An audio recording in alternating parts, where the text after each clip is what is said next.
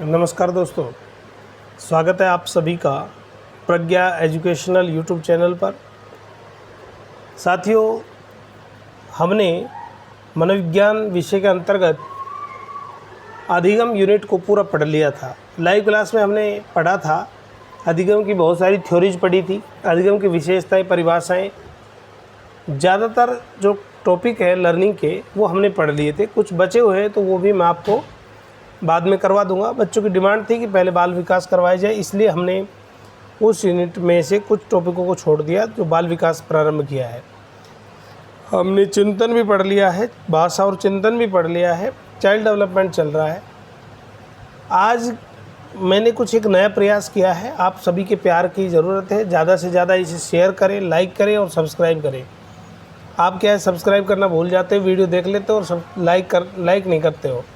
Subscribe तो एक बार ही होता है, खैर लाइक नहीं करते हो। आप इसे शेयर करें, ज़्यादा से ज़्यादा शेयर करें, क्योंकि आपका प्यार ही जो है मुझे और नई पहचान देगा और लोगों के पास भी अब आपका मैसेज जब जाएगा तो इस चैनल से जुड़ेंगे, ज़्यादा से ज़्यादा बच्चे जुड़ेंगे तो और बच्चों को भी बेनिफिट होगा और साथ में मेरा भी जो है प्रचार होगा। तो मैं तो आपसे बस यही उम्मीद करता हूँ कि आप इसे ज़्यादा से ज़्यादा शेयर करें। तो सबसे पहले बच्चों की मांग थी कि सर आप प्रश्न यूनिट जैसे ही कंप्लीट हो या टॉपिक ख़त्म हो तो उसके बाद आप प्रश्न उत्तर हल करवाया करें। तो साथियों, डिजिटल बोर्ड पर ये चीज़ें पॉसिबल होती है, तो वो चीज़ तो हमारे पास सुविधा प्रोवाइड मैं आपको नहीं करवा पा रहा था, लेकिन मैंने ये सीखा है कि इस प्रकार भी हम बच्चों को अच्छा कंटेंट दे सकते हैं। तो मैंने प्रयास किया है कि वीडियो के माध्यम से, मेरा फ़ोटो आपको दिख रहा होगा, साथ में हम एक एक प्रश्नों को हल करेंगे। लर्निंग जो यूनिट है हमारी अधिगम, सबसे पहले हम जो पढ़ी है उसके क्वेश्चनों को हल करेंगे। यहाँ पर अधिगम यूनिट में ये आपको दिख रहा होगा उज्ज्वल पब्लिकेशन।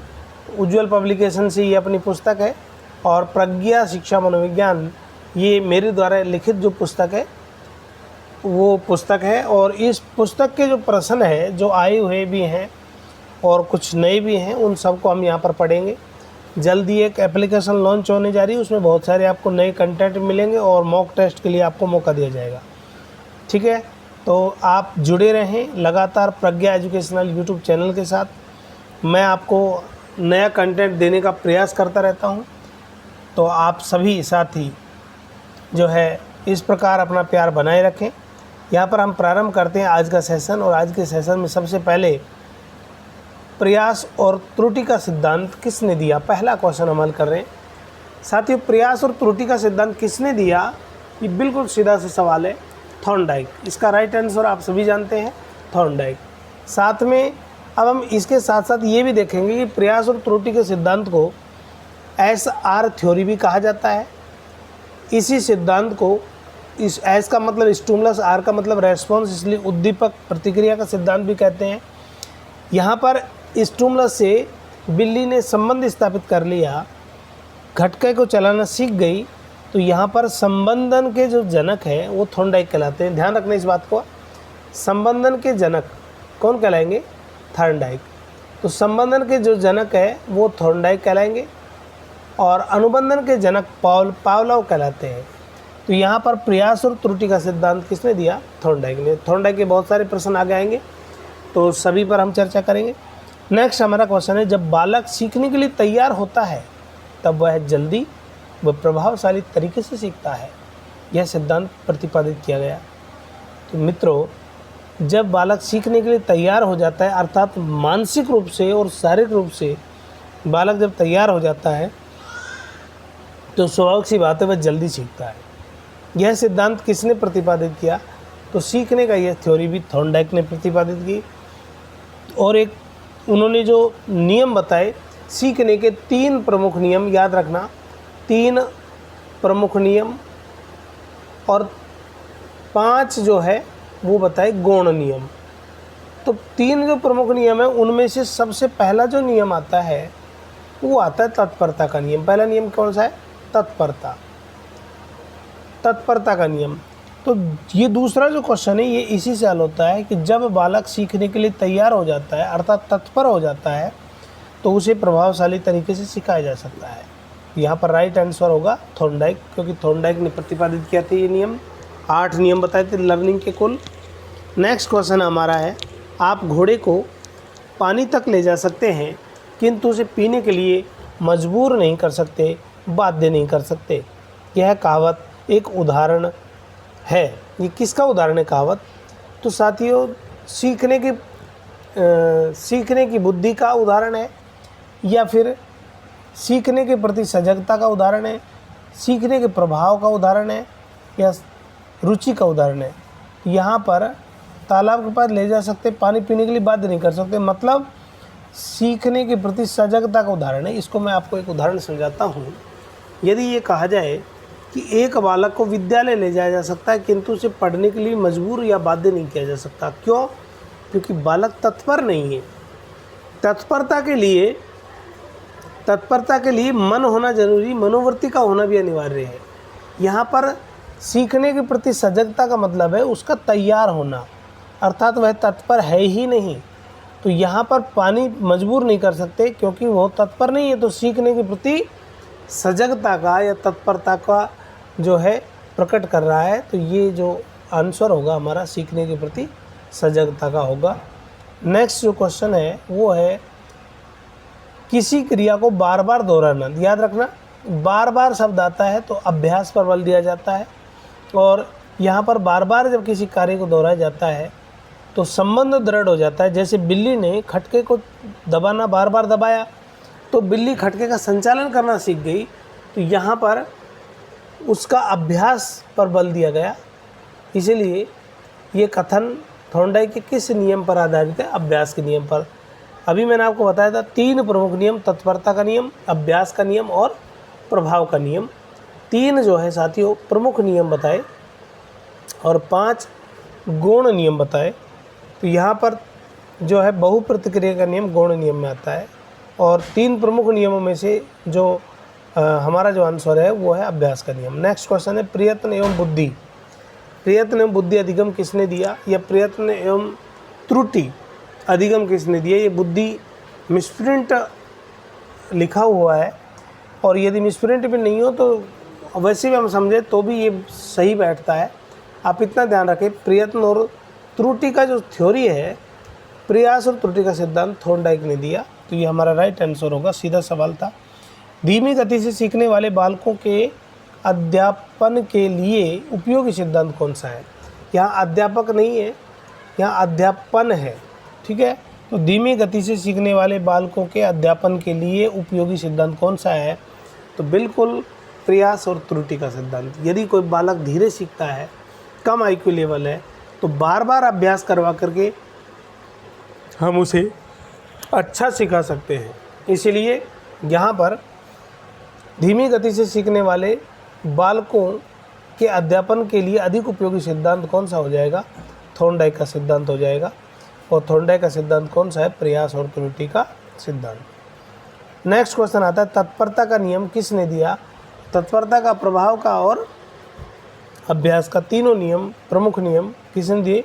थॉर्नडाइक ने। तो राइट आंसर इसका सी हो जाएगा, सीधा सा सवाल है सी। इसके बाद बात करें, बार बार दोहराने से अधिगम को बढ़ावा मिलता है किसी नियम, यहाँ पर किस नियम से इसकी पुष्टि होती है?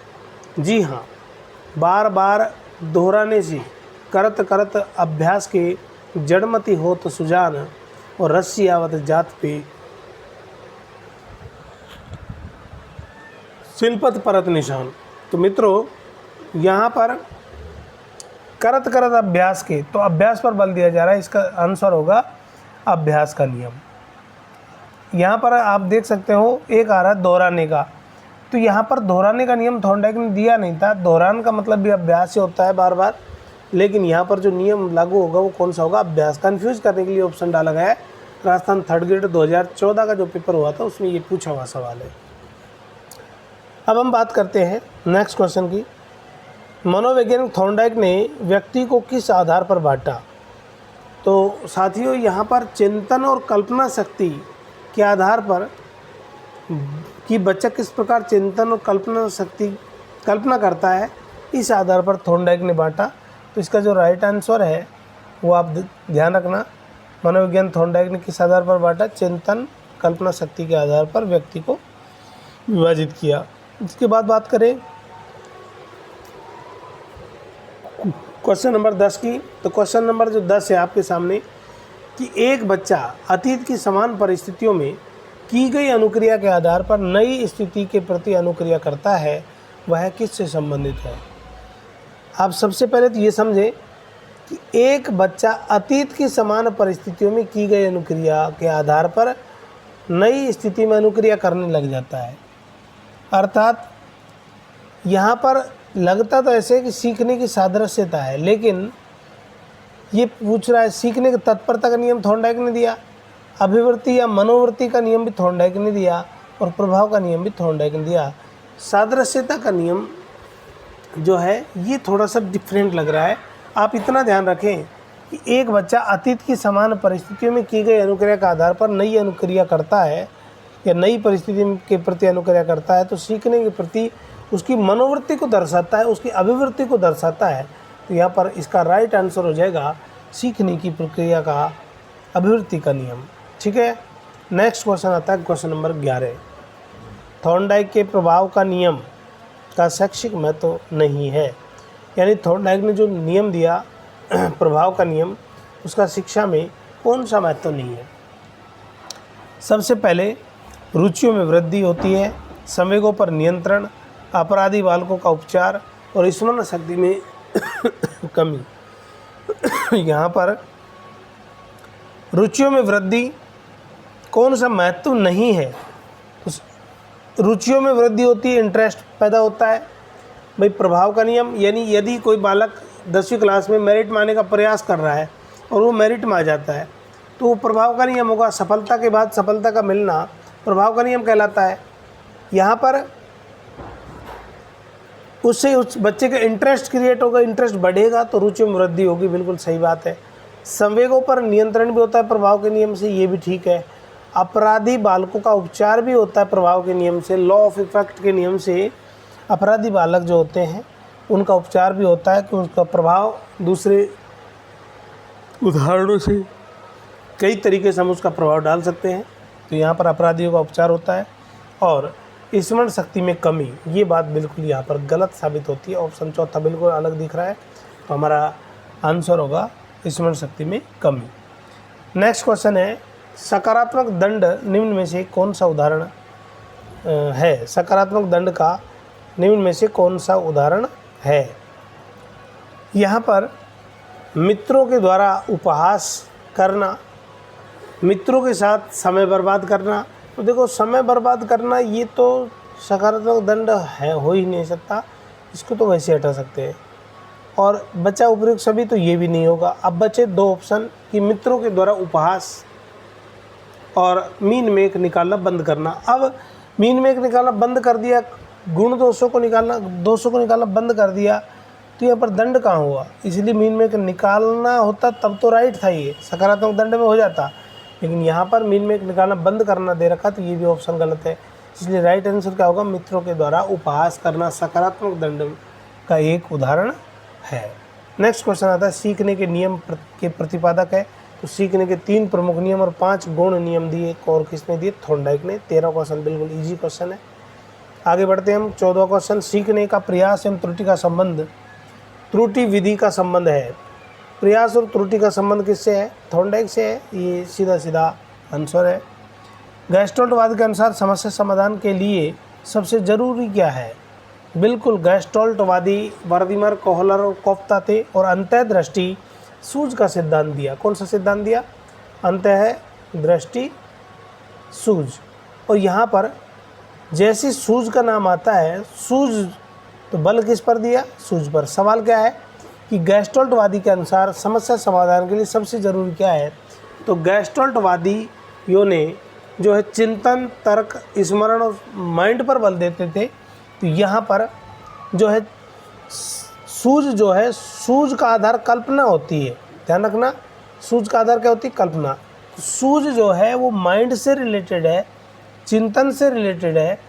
कल्पना शक्ति जिस बालक में जितनी अधिक होगी, उस बालक में सूझ भी उतनी ही ज़्यादा उत्पन्न होती है। तो गैस्टोल्टवादी के अनुसार समस्या समाधान के लिए सबसे ज़रूरी सूझ को माना है। और सूझ किसे कहते हैं, किसी भी समस्या के हल करते समय जब अचानक किसी भी समस्या का समाधान करते समय जब हल अचानक हमारे मस्तिष्क में आ जाता है तो त्वरित गति से उत्पन्न होने वाला ये अंतर्दृष्टि ही सूझ कहलाते हैं। तो यहाँ पर सूझ किसे कहेंगे? जो अचानक समस्या का हल आता है उसी का नाम क्या दिया इन्होंने? सूझ नाम दिया। गैस्टाल्टवाद के प्रतिपादक कौन है? वर्दीमर पावलोव। यहाँ पर मिसप्रिंट है, ये वर्दीमर 2 दे रखा है, तो यहाँ पर राइट आंसर हो जाएगा बी। चौथा ऑप्शन कुछ गलत है, तो यहाँ पर कुछ और आना चाहिए था। कोई भी ऑप्शन डाल देगा वहाँ पर पेपर में ऐसा नहीं होगा, तो यहाँ पर राइट आंसर वर्दीमर हो जाएगा। स्किनर जो है ये गैस्टाल्टवादी नहीं है। स्किनर ने क्रिया प्रसूत अनुबंधन का सिद्धांत दिया। गैस्टाल्टवादी जो थे ये संज्ञानवादी मनोवैज्ञानिक है, जबकि स्किनर और पावलोव ये दोनों के दोनों कैसे हैं? ये व्यवहारवादी मनोवैज्ञानिक है और इन्होंने व्यवहार पर बल दिया। ये उद्दीपक प्रतिक्रिया को महत्वपूर्ण मानते हैं, जबकि गैस्टाल्टवादी जो थे वो सीखने के प्रोसेस में तर्क, चिंतन, स्मरण और सूझ पर बल देते थे। नेक्स्ट क्वेश्चन है, सूझ के सिद्धांत का प्रतिपादन करने वाले मनोवैज्ञानिक कौन थे? तो संरचनावादी थे, स्ट्रक्चरवादी या व्यवहारवादी? तो व्यवहारवादी तो थे ही नहीं, सूझ पर बल ही नहीं देते थे, वो तो उद्दीपक और प्रतिक्रिया को मानते थे। संरचनावादी या निर्मितवादी ज्ञान के निर्माण पर बल देते थे और ये ब्रूनर और जीन पियाजे इन पर बल देता था। नेक्स्ट जो है यहाँ पर गैस्टाल्टवादी और प्रकार्यवादी भी यहाँ पर नहीं है, और यहाँ पर जो आंसर होगा हमारा वो होगा गैस्टाल्टवादी। क्या आंसर होगा? गैस्टाल्टवादी। सवाल देख ले एक बार पुनः आप। सवाल हमारा था कि सूझ के सिद्धांत का प्रतिपादन किसने किया? संरचनावादियों ने किया, व्यवहारवादियों ने किया या गैस्टाल्टवादियों ने किया? तो राइट आंसर क्या होगा? गैस्टाल्टवादी। नेक्स्ट क्वेश्चन है 18वां कि सीखने का अंतर्दृष्टि किसकी देन है? तो ये भी क्वेश्चन पूछा हुआ 2013 में, गैस्टाल्टवादियों की देन, आप समझ गए होंगे। नेक्स्ट है सुल्तान नामक चिंपैंजी पर परीक्षण करने वाले मनोवैज्ञानिक का क्या नाम है? आप ध्यान रखना साथियों, अगर आपसे पूछा जाए कि गैस्टाल्टवाद का प्रमुख प्रवर्तक कौन है तो आपका राइट आंसर होगा वर्दीमर। ध्यान रखना इस बात का, कौन होगा? वर्दीमर।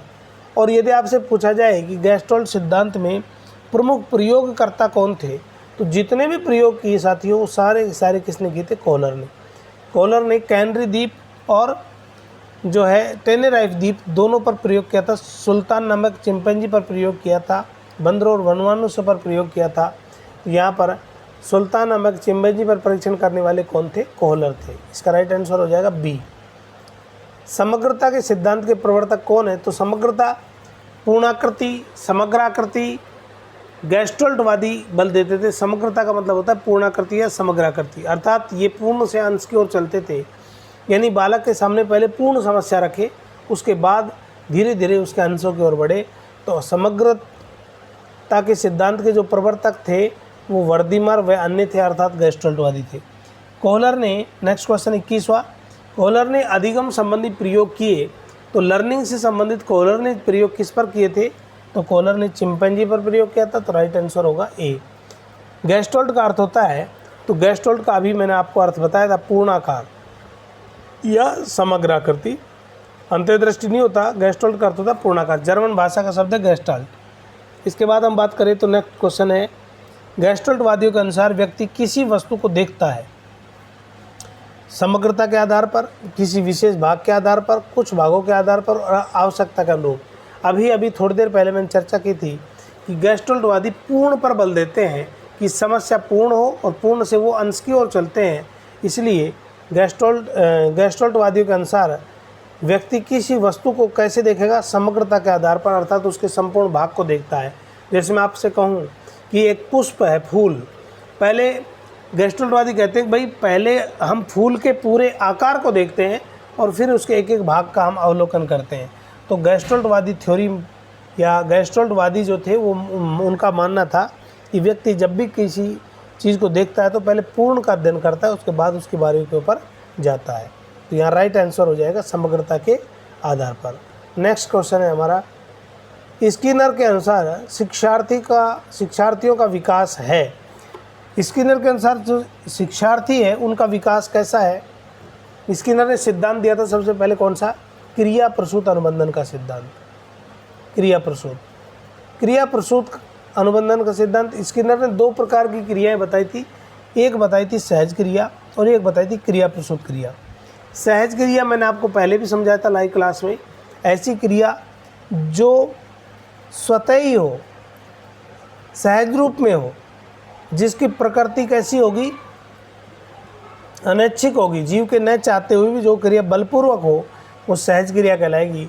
जबकि क्रिया प्रसूत क्रिया, जब कोई क्रिया पहले से चल रही हो, उस क्रिया के बीच में हम पुनर्बलन दें तो ऐसी क्रिया को क्रिया प्रसूत क्रिया कहते हैं। जैसे कबूतर की क्रिया पहले से बाहर निकलने की थी, बीच में उसको पुनर्बलन मिला, भोजन मिला, और भोजन के मिलने के कारण बाद में कबूतर सारी क्रियाएं भोजन प्राप्ति के निमित्त करने लगा, तो यहाँ पर उसका सारा ध्यान भोजन के निमित्त हो गया। तो ये जो सिद्धांत है, ये क्रिया प्रसूत में जो व्यक्ति क्रिया करता है उसका स्वरूप जो होगा क्रिया का, वह स्वैच्छिक होगा, अपनी इच्छा से होगा। तो क्रिया प्रसूत अनुक्रिया स्वेच्छा से होती है।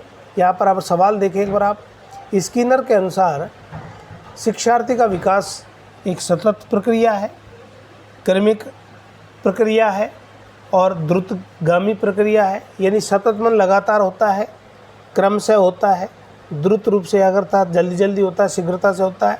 सतत और क्रमिक प्रक्रिया है, तो राइट आंसर होगा सतत और क्रमिक।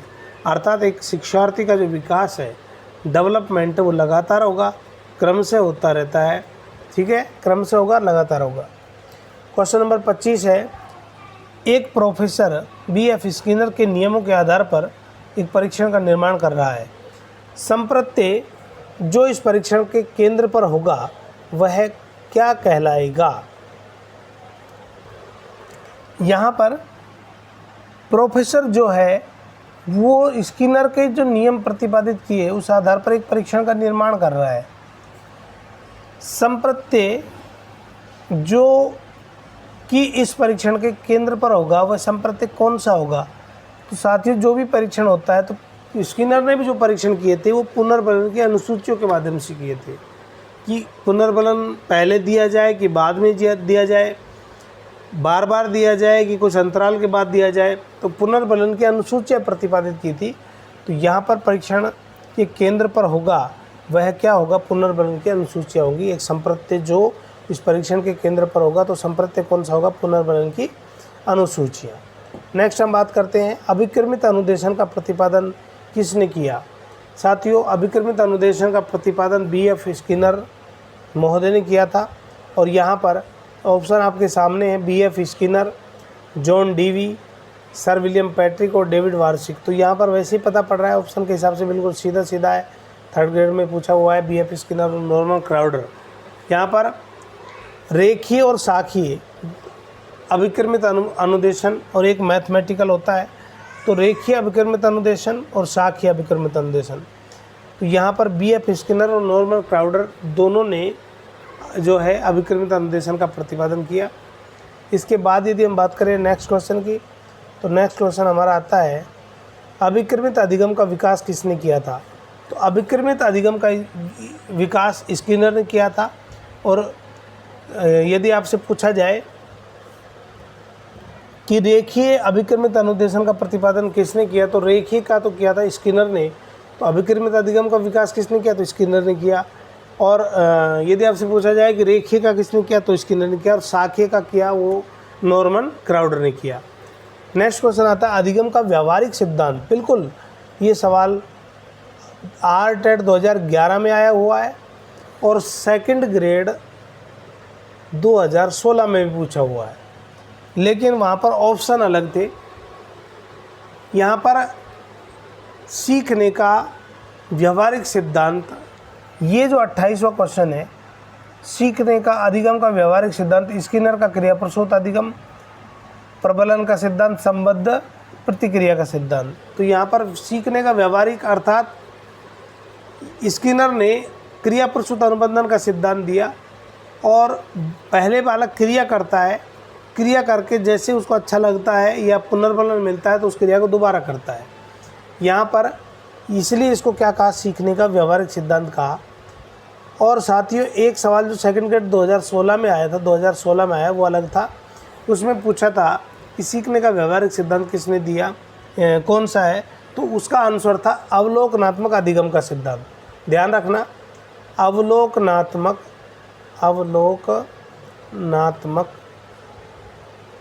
अधिगम का सिद्धांत। तो अवलोकनात्मक जो अधिगम है ना, इसका प्रतिपादन किसने किया था? अल्बर्ट बांडुरा ने। सामाजिक अधिगम के सिद्धांत, अवलोकनात्मक अधिगम का सिद्धांत, सामाजिक संज्ञानात्मक अधिगम का सिद्धांत, सभी उसी के नाम है। अवलोकन का अर्थ होता है देखना, देख करके बच्चा किसी बात को सीखता है।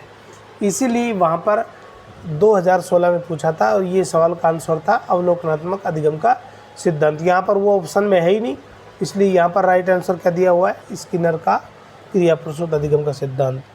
29 क्वेश्चन है कि विद्यार्थी कक्षा 8 के विद्यार्थी ने यह आदत बना ली कि उसे पुरस्कार प्राप्ति हेतु पढ़ना है। यह उदाहरण निम्नलिखित में से संबंधित है। तो यहाँ पर कक्षा 8 के विद्यार्थी ने यह आदत बना ली कि पुरस्कार प्राप्ति के लिए पढ़ना है। तो संबद्ध, ये मतलब जो थ्योरी है, ये जो सिद्धांत, ये उदाहरण है, निम्नलिखित में किससे संबंधित है? संबंध प्रतिक्रिया सिद्धांत, उत्तेजना अनुक्रिया सिद्धांत, प्रतिक्रिया उत्तेजना सिद्धांत। तो राइट जो आंसर होगा वो होगा प्रतिक्रिया उत्तेजना सिद्धांत। यानी पहले प्रतिक्रिया का मतलब रेस्पॉन्स आर, और उत्तेजना का मतलब एक्साइटमेंट अर्थात स्टिमुलस से होती है। तो यहाँ पर प्रतिक्रिया जो उत्तेजना सिद्धांत है उससे संबंधित है, क्योंकि वो पुरस्कार के लिए पढ़ता है। यानी बच्चा जब पहले से क्रिया कर रहा था, उसको पुनर्बल नहीं मिला, पुरस्कार मिला 7वीं कक्षा में। अब वो 8वीं कक्षा में ये आदत बना ली उसने कि पुरस्कार प्राप्ति के लिए पढ़ता है। तो यहाँ पर प्रतिक्रिया उत्तेजना सिद्धांत कहलाएगा। इसके बाद अधिगम, 30वां क्वेश्चन है कि अधिगम के निम्न सिद्धांतों में से किसमें प्रतिक्रिया होने पर पुनर्बलन देने का सुझाव दिया गया है? तो प्रतिक्रिया होने पर पुनर्बलन दिया जाए, अर्थात पहले क्रिया हो और उसके बाद पुनर्बलन दें।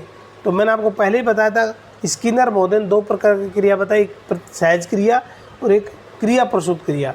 क्रिया प्रसूत क्रिया या क्रिया प्रसूत अनुबंधन में स्किनर बताते हैं कि सबसे पहले जीव कोई क्रिया करता है और उस क्रिया के तुरंत बाद यदि पुनर्बलन दिया जाए तो उस क्रिया की वो पुनरावृत्ति करता है। इसीलिए अधिगम के निम्न सिद्धांतों में से, ये जो सवाल है, सिद्धांतों में से किसमें प्रतिक्रिया होने पर पुनर्बलन देने का सुझाव दिया गया है? तो क्रिया प्रसूत सिद्धांत में पुनर्बलन क्रिया होने के बाद देने का पर सुझाव दिया गया है। ठीक है, तो यहाँ पर हमने 30 क्वेश्चन आज हल किए। पार्ट फर्स्ट है ये अधिगम का, पार्ट सेकंड कल मैं अपलोड करूँगा। तो आप सभी जो भी इस वीडियो को देख रहे हैं, आप सभी साथी इसे शेयर करें, लाइक करें और सब्सक्राइब करें, ज़्यादा से ज़्यादा शेयर करें और बच्चों को लाभ हो। कल 4 बजे मनोविज्ञान की लाइव क्लास होगी। आप सभी ज़्यादा से ज़्यादा संख्या में उपस्थित हुआ करें। ऑफलाइन आप देखते हो, ये मुझे पता है, लेकिन आप ऑनलाइन में ज़्यादा सपोर्ट करेंगे। कुछ दिन और लगेंगे, फिर हमारा चैनल एडसेंस लग जाएगा, ऐड लग जाएगा और हम एक बेहतर जो है और अच्छे कंटेंट और अच्छे फीचर उपलब्ध कराने का प्रयास करेंगे। Thank you, have a nice day.